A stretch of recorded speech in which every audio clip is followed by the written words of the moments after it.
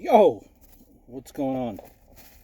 Welcome to another edition. Here we go of evening, and this is actually not done in the evening. Uh, Not even close, mind you, as I'm grabbing my sanitizer. A vidcast, podcast here on Grez. Just talking about everyday life and, what's going on, current events, and the daily happenings and whatnot.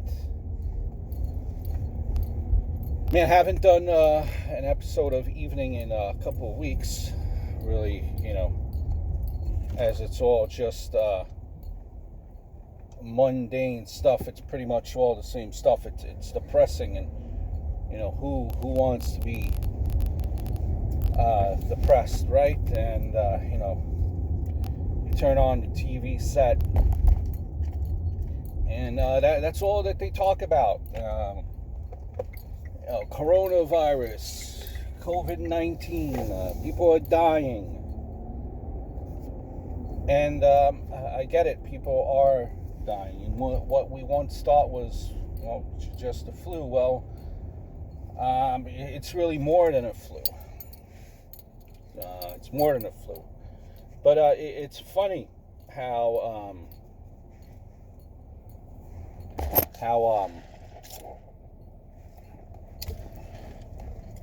the news really don't want you to hear about how many people have actually recovered from the virus.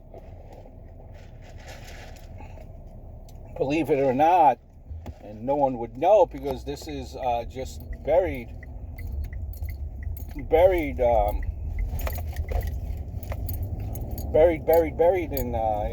the back of the newscast or in the back of a paper of how many people actually do survive, right?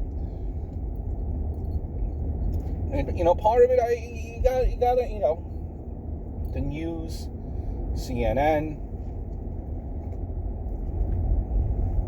I think no matter what newscast you listen to, what they go off of, and it's sometimes stations lean too much on one side and never really there's never really anything where it's in the middle.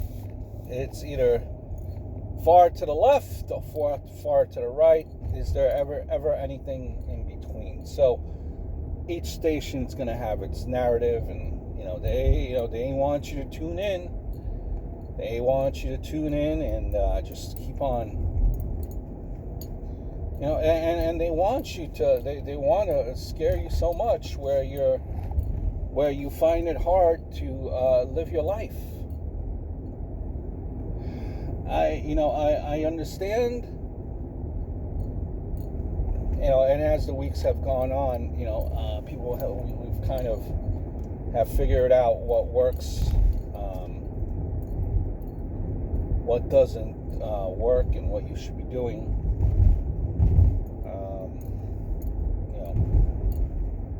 A lot of people wearing masks. Yeah, and listen, you have to. I think it's okay to wear a mask. I think that's a safe thing to do. But it's to the point, again, just as I was going to go with my prior point here. It comes to the point where, unfortunately, people are so scared that some people have not even left their house in weeks. They've, and these are people that are perfectly fine and healthy, and people are just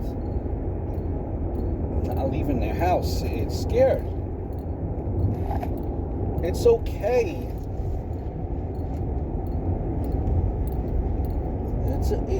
It's okay to sit in your yard. You could sit in your yard with gloves, if you want to wear gloves, and a mask. It's okay. It's okay. You need fresh air. You need to get, some form of exercise. But, people do not, some people are scared that they don't even do that. They don't even come out of their house. I don't think that's right, because the news, again, they're just going to spin it a certain way. They spin it a certain way, and that's what they go off. You kind of find out about your political system, your state system, or your local jurisdiction, their government system, and their structure. Man, can I not speak today? Right? People, you find out a lot. Like, for example, today, the mayor of New York City, and I'm just telling you from a New York City, metropolitan area perspective, the mayor of New York City, he declared that all public schools in the public school system, this is New York City public schools, not, within Brooklyn, Queens, Staten Island, New York City metropolitan area. Okay, that's not including Long Island, Suffolk, that's a different school system. But anyway, he said the New York City school system is shut down. They're done for the rest of the year. Governor comes in. He says, no, that's the schools are not shut down. They're not shut down. That only he, as the governor, is able to shut down something.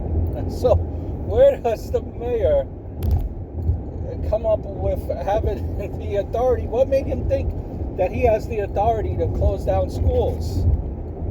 Did he forget? Or did he not look in the mayor handbook?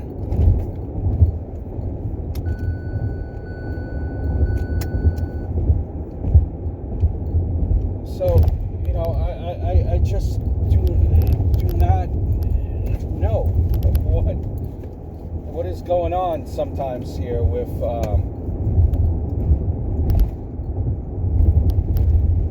our system.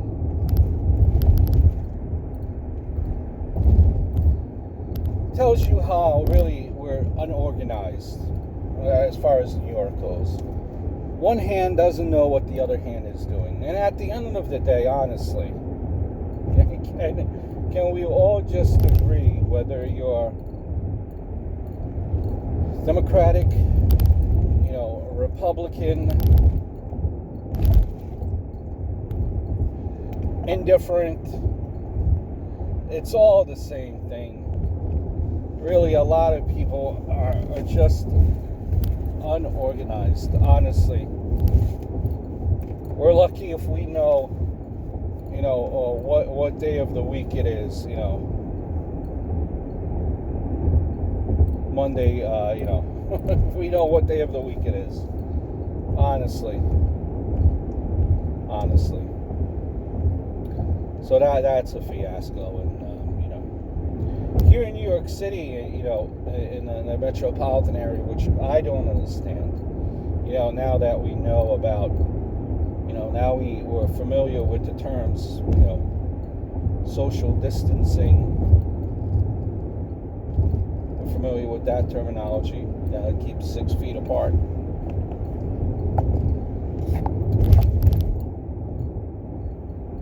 Going out, they say, only when it's necessary. not going out when it's, they're not going out for frivolous stuff. Only, go out for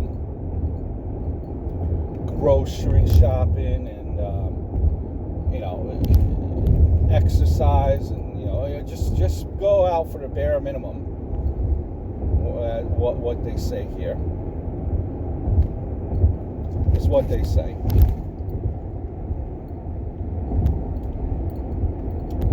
But one thing that I don't understand, they want you to flatten the curve, and I don't understand. There has to be a better way to do this. New York City, if you're familiar with the transportation here, it's a city with a lot of people, and people have to get from place to place.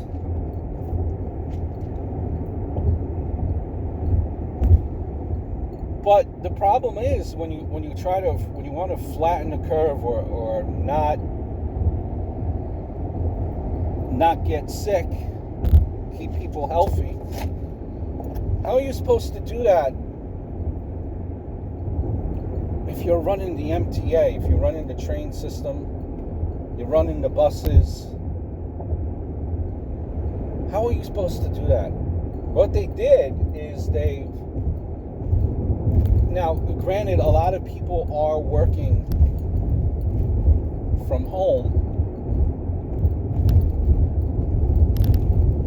but there's still a lot of people that need to get into the city or get into wherever they have to go, and they have to rely on the bus or the train. And the fact of the matter is, when you look at, at least in the boroughs here, a lot of people do not have cars. They rely on public transportation. So you see what happens here. People still have to get to work. Some of them don't have that luxury of working from home. They need to get to work, and they rely on the public train system here. And they've minimized the amount of trains that are actually running. So what happens, even though they minimize the amount of trains that are actually working, and buses for that matter, these buses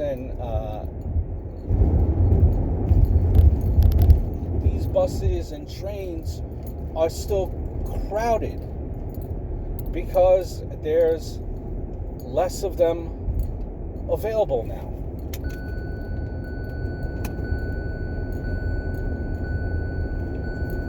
You see, so, and you see some stories, and they're horror stories. They're horror stories about how everything is completely crowded. Let me tell you, there is really, at that point, when you look at some of these pictures, there is really no social distancing at all. And,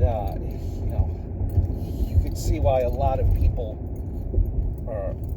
get sick just because of the transportation system right there as well. And New York City is kind of like the epicenter of like everything that's happening. New York City, it's one of the ones that have been hit the hardest. And that's part of the MTA. Who am I to say? But I would probably just run even more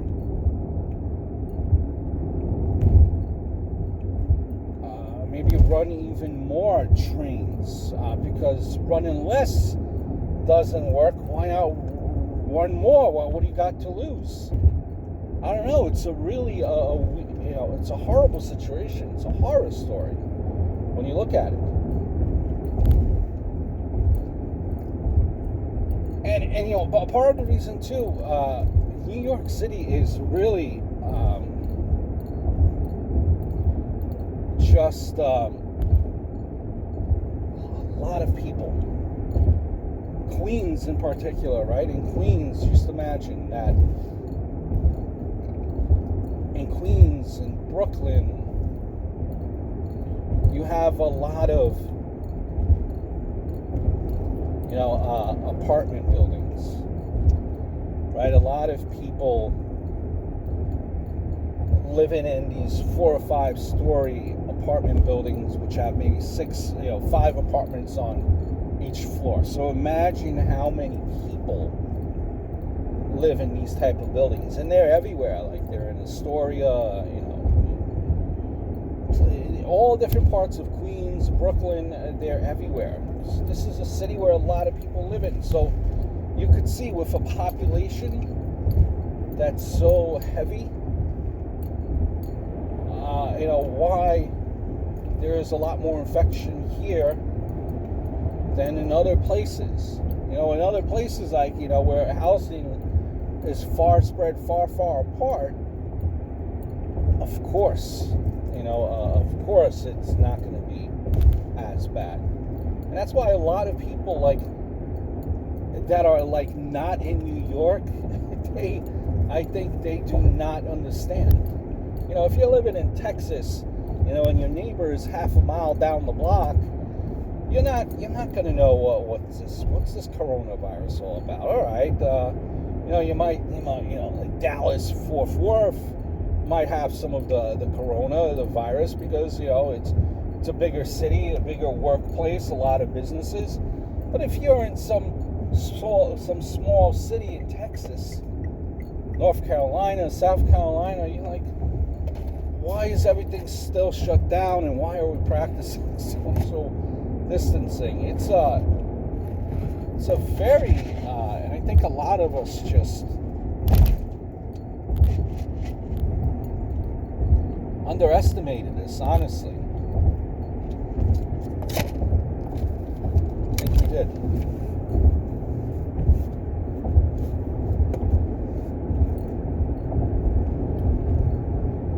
It's funny too. It's in a sense of, how can I rephrase this? Not that it's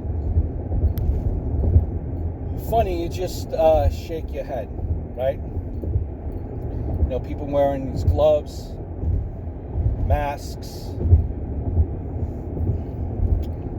but they don't really know how to wear these gloves and these masks, and what is the proper way in wearing them. You see people smoking cigarettes with their mask down, hanging around their chin as they're smoking a cigarette, with the gloves on as well. And then flick the cigarette and then put the glove and put the mask back on their merry way. Because, you see that as well. Or another thing that a lot of people like to do is then just start throwing, mask and gloves after they're done with it. Because the right way to do it, technically, if you think about it, is to throw your mask away after one use. That way there's no cross-contamination. But what a lot of people do, as opposed to maybe having a plastic bag, putting your mask in a plastic bag and then throwing it away in the garbage, what they do is they take mask after they're done with it and just, throw it on the street or on the sidewalk for other people to clean up after. Because why, these people that are so concerned about everything, why would they clean up their own mess? But of course, how silly, how foolish are we to think that people can clean up after their own mess? One thing that has changed here, at least in New York City, since this thing has happened, you find, and this always happens in times of crises or major events. I remember that this is kind of like the same feeling when 9/11 happened here. When a lot of people, after the aftermath of 9/11, a lot of people were friendly, nice to each other, courteous. It lasted, not for a long time, a short time albeit, but it did last for some time. And that's one thing that I can tell you right now. Actually, everyone is relatively nice right now. Like, for example, I just waited, for Chick-fil-A close to an hour to eat Chick-fil-A. And you know what? Not one person was honking. Now, granted, probably everyone online was a Chick-fil-A fan, so they understand the greatness of Chick-fil-A. But you also think to yourself, yeah, people realize, like, where else are we going? Like, why honk? Where else are we going? Nothing's open. Everything is closed. Where else are we going? Why are we going to honk? And these people that would normally honk have decided not to honk. So kudos to them. We're a changed society so far. Let's see if we could keep it up. Our way of lives have changed, in the New York City area here too. Like, all the churches obviously are closed. I think it will also open up, like, once the church kind of sees, all the churches here, and I know, like, the Catholic churches around here, Holy Week, they're running all of their church services. So the church is closed, but the priest is in the church. There's no parishioners. It's just the priest, and he's saying mass in the church. He has someone in the choir, or an altar server. The point is, they're streaming. That's something that churches never really did before. At least the ones the ones I'm aware of, never really embraced technology. It never really posted on Facebook or a website or tweet. I think it's a good thing in that sense now. They're kind of catching up with technology.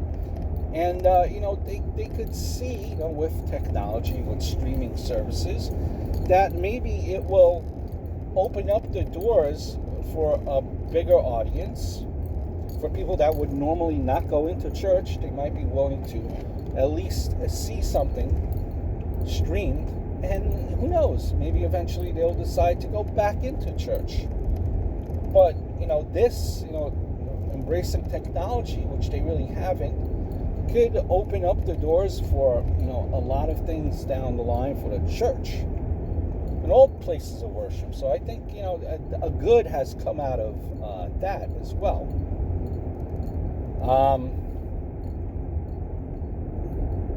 But man, a lot of events, sports leagues have closed, and professional wrestling, man, they're just still trying to keep on trucking on. They're trying to be the saviors. WWE, these professional wrestling organizations, nothing is working, but somehow they're the only ones that have this loophole. UFC, NBA, MLB, NHL, all are done and not doing anything except professional wrestling, trying to be the beacon of entertainment. And I get what they're trying to do. You just wonder if they could continue to keep their employees safe, or are they keeping their employees safe? Cross your fingers that you don't hear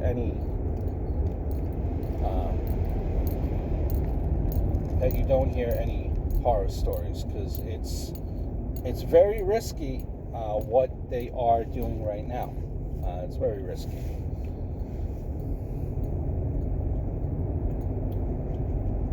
Linda Tripp passed away.